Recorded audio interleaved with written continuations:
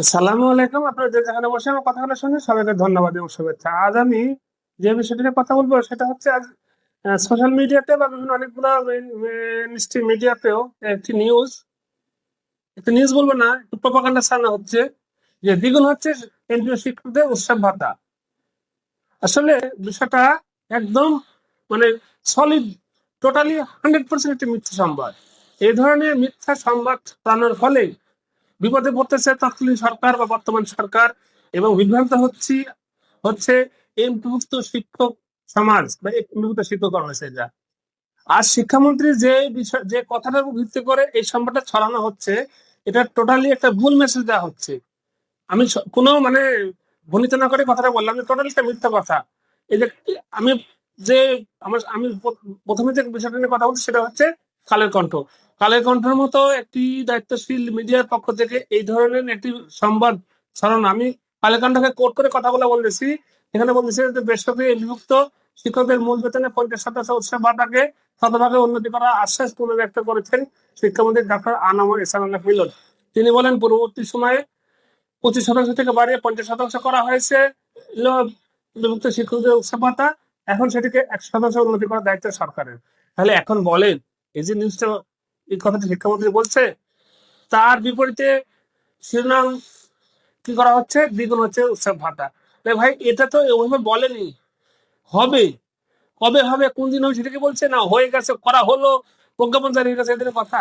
এ ধরনের আশ্বাসটা আমরা আজ দীর্ঘ 20-21 বছর থেকে শুনতেছি, যে আজ হচ্ছে কাল হচ্ছে। গত অন্তর্বর্তীকালীন সরকারের আমলে ওই ধরনের নিউজ হয়েছে 100% হয়ে গেছে, কিন্তু পরে 50% করতে অনেক কাঠ পার মাথা ঘাম পায়ে পড়ে গেছে। এই সরকার এসে 10% বৃদ্ধি করার ঘোষণা দিয়ে এখন বন্ধ করতে পারেনি। এই যে বিভ্রান্তিমূলক এই যে নিউজ গুলো করে, এই যে অনলাইন পোর্টাল গুলো বা মিডিয়া গুলো বা এই যে মেন স্ট্রিম মিডিয়া গুলো এই ধরনের প্রপাগান্ডা, মিথ্যা গুজব ছড়ানো নিউজ করে আসলে যে কি লাভ? তাহলে কি ধরে নিব দায়িত্বশীল মিডিয়া গুলো, আমাদের দেশের দায়িত্বশীল যে মিডিয়া গুলো, এদের কাজ শুধু নিজেদের মানে প্রফেশনাল ব্যবসায়িক দৃষ্টিটা ধরে একটা নিজেদের ভিউয়ার্স বাড়ানো, নিজেদের কি বলবো আর, একই ধরনের নিউজ আরো বিভিন্ন সংগত হয়েছে, কিন্তু এইভাবে এই ধরনের ইয়ে মিথ্যা কৌশলমূলক কথাবার্তা তো কোথাও আসেনি। কোন ধরনের কথাবার্তা এগুলো? এই যে ডেলি ক্যাম্পাসে বলতে শিক্ষকদের শতভাগ উৎসব ভাতাকে দায়িত্ব আখ্যা দিয়ে সুখবর দিলেন শিক্ষামন্ত্রী।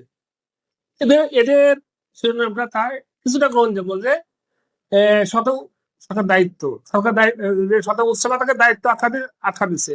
ঠিক আছে, দায়িত্ব আস্তে পালন করবে, কিন্তু পাশাপাশি এই যে কালের কণ্ঠ যেটা বলতেছে যে দ্বিগুণ হচ্ছে শিক্ষক উৎসব ভাতা। তাহলে এগুলো বিভ্রান্তিকর, এগুলো প্রপাগান্ডা ছড়ানো, এগুলো মানে কি বলবো, এগুলো একটি একটি নির্দিষ্ট নির্দিষ্ট এজেন্ডাকে বাস্তবায়ন করা সরকার, অর্থাৎ মূল বিষয় হচ্ছে সরকারকে বিপদে ফেলানো। স- সরকার সরকারের পক্ষ থেকে বা শিক্ষামন্ত্রীর পক্ষ থেকে এইভাবে তো বলা হয়নি যে করা হচ্ছে, এখনই করা হবে।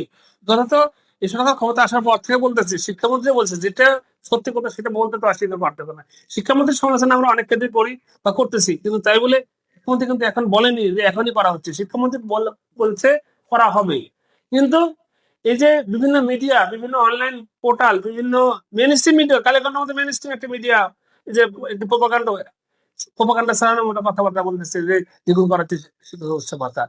এগুলোর মাধ্যমে কি হয়? এগুলোর মাধ্যমে হচ্ছে একটি দেশের একটি বৃহৎ পেশাদের মধ্যে অসন্তোষ সৃষ্টি হচ্ছে।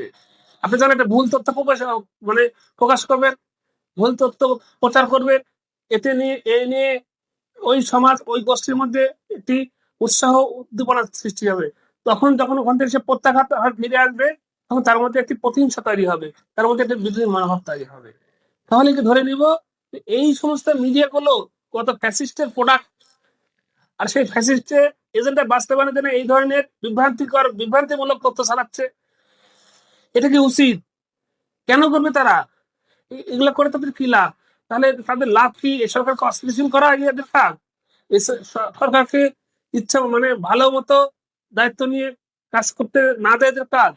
একটা সরকারের বয়স কিন্তু বেশি দিন না, মাত্র কেবল 2 মাসের মতো হচ্ছে।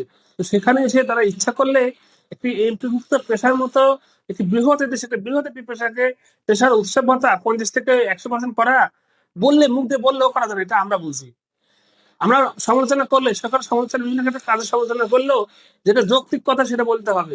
ইচ্ছা করলে অনেক কিছু হয় না, সম্ভব না। আমাদের দেশ এর অর্থনৈতিক অবস্থা এত বেশি মানে স্টেবল না, এত বেশি সহনীয় ক্ষমতা সম্পন্ন না যে আজকে বললাম কালকে হয়ে গেল, এ ধরনের না।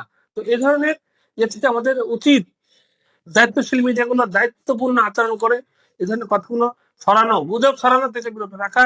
এবং এই এমপিভুক্ত পেশাজীবীদের উদ্দেশ্যে যেটা বলবো যে আপনারা এই ধরনের এজেন্ডা বাস্তবায়নকারী মিডিয়ার কথা শুনে বিভ্রান্তি না হয়ে প্রকৃত খবরগুলো যাচাই বাছাই করে পাওয়ার চেষ্টা করেন। হ্যাঁ, সকল মিডিয়ায়, সকল অনলাইন পোর্টাল, সকল মেইনস্ট্রিম মিডিয়ায় যে ধরনের সংবাদ প্রচার করছে তা না, অনেকে প্রকৃত সত্যটা প্রকাশ করছে। তো তাদেরটা পড়ে, সবগুলো পড়ে বিচার বিশ্লেষণ করেন।